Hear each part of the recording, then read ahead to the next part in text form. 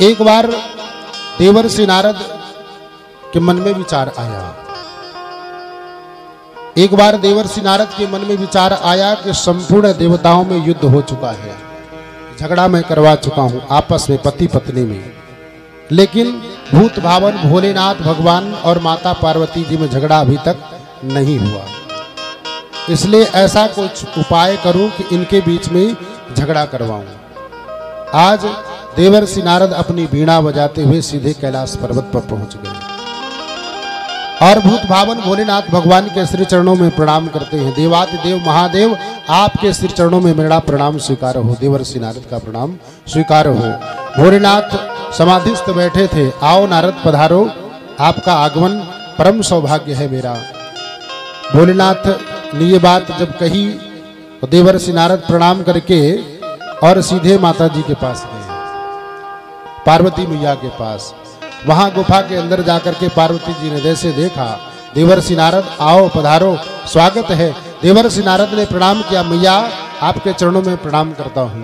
देवर्षि नारद, पार्वती जी ने कहा कि देवर्षि नारद बहुत दिनों बाद आना हुआ और आजकल आप भ्रमण करना बंद कर दिए हैं क्या? देवर्षि नारद ने कहा, माता जी आजकल मैं बहुत कम आना जाना कर दिया हूं, इसलिए कि सबके मन में स्वार्थ भरा हुआ है और स्वार्थ भरा प्रेम मुझे पसंद नहीं है, इसलिए मैं कहीं नहीं आता जाता है। इस समय मैंने बंद कर दिया है। पार्वती मैया ने देवर्षि नारद से कहा कि तुम स्वार्थ की बात करते हो, मुझे तो नहीं लगता कि संपूर्ण सृष्टि में सबके अंदर स्वार्थ होगा। बोले कैसे? बोले इसलिए कि मेरे भूत भावन भोलेनाथ भगवान मेरे स्वामी मुझसे तो बड़ा प्रेम करते हैं और निस्वार्थ प्रेम करते हैं।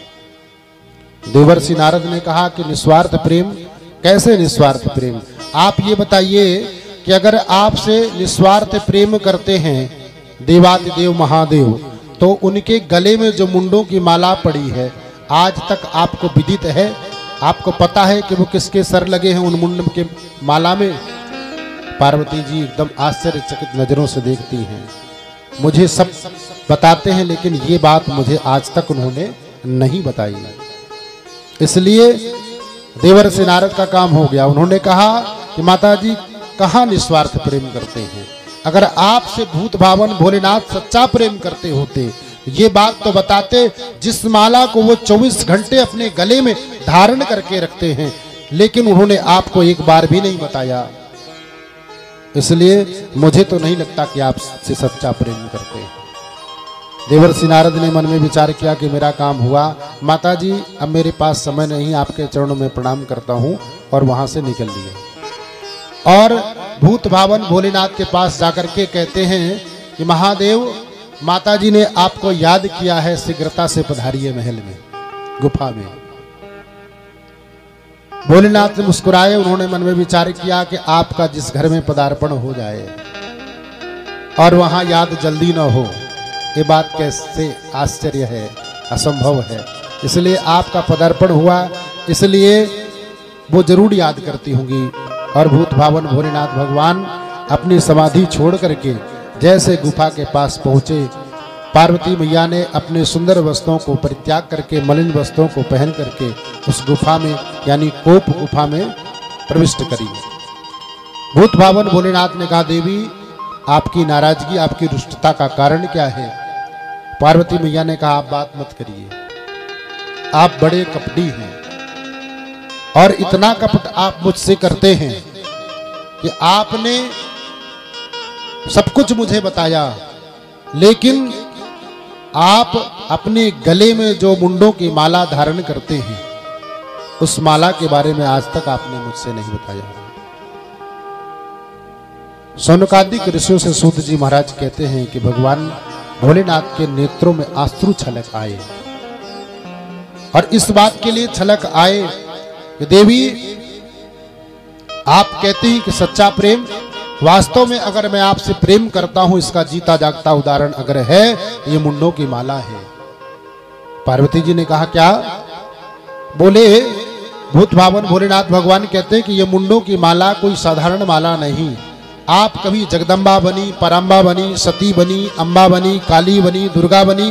जब जब आपने लीला के लिए अवतार लिया है और आपने उस शरीर का परित्याग किया है, तब तक मैं आपके सर को तुरंत माला में गूंथ करके अपने गले में धारण कर लेता हूं कि आपकी याद बनी रहे, आपका स्मरण बना रहे। पार्वती जी ने कहा आप तब कपटी नहीं, तब आप महाकपटी हो। इसलिए महाकपटी हो कि आप ऐसी कौन सी जड़ी आपने खा रखी है, ऐसी कौन सी बूटी आपने पी रखी है कि आपको मरना नहीं पड़ता। आप अजर और अमर हैं और मुझे बार बार मरना पड़ता है। इसलिए आप महाकपटी हो। आप मुझसे सच्चा प्रेम करते होते तो वो बूटी, वो औषधि आप मुझे भी पिलाते कि मैं भी न मरती। भूत भावन भोलेनाथ ने कहा कि देवी मैंने कई बार प्रयास किया है आपको ये औषधि पिलाने की, यानी कथा रूपी अमृत का पान करते हैं 24 घंटे भोलेनाथ। ये अमृत, कथा रूपी अमृत का पान कराने के लिए मैंने कई बार प्रयास किया है, लेकिन आप मन में भ्रम पाल लेती हैं, भ्रमित हो जाती हैं और आप कथा का अनादर कर देती हैं। इसलिए आप कभी सुनना नहीं चाहती, जिज्ञासावश आप सुनना नहीं चाहती। मैंने बहुत प्रयास किया। पार्वती जी ने हाथ जोड़ करके निवेदन किया कि स्वामी आज आप कृपा करिए, वो कथा रूपी अमृत आप मुझे पिलाइए और मैं भी अमर होना चाहती हूँ आपकी तरह।